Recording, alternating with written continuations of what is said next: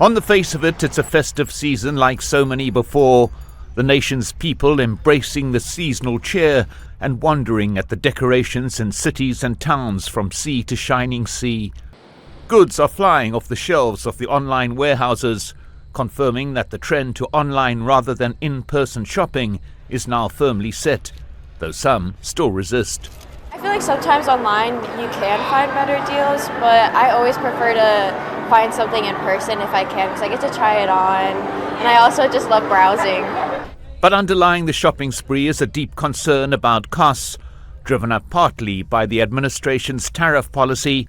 Goods are costing a lot more than before, prices outstripping an inflation level nudging 3%. And the issue of affordability has become a hot political button, stirring worries about the strength of the U.S. economy.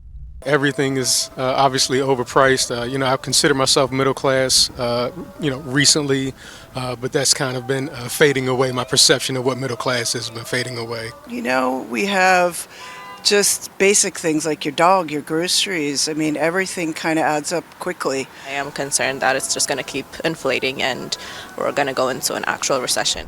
But the view from the White House is less gloomy.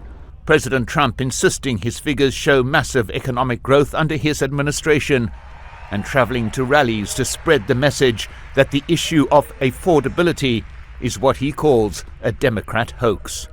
You talk about cutting prices, cutting costs, and cutting prices. You talk about affordability. The Democrats, they're the ones that got us into the mess. They're the ones that caused the high prices. The question is whether those who agree with President Trump now will still do so in the midterm elections in November next year, and this may be defined by the economic reality rather than what the president says. For now, though, there appears to be widespread agreement on one thing. The economy is bad, but we still got to celebrate. Yeah. Mike Hanna, Al Jazeera, Washington. Don't miss out, get the full picture. Subscribe to Al Jazeera for reliable news and expert insights. Like, share, stay ahead.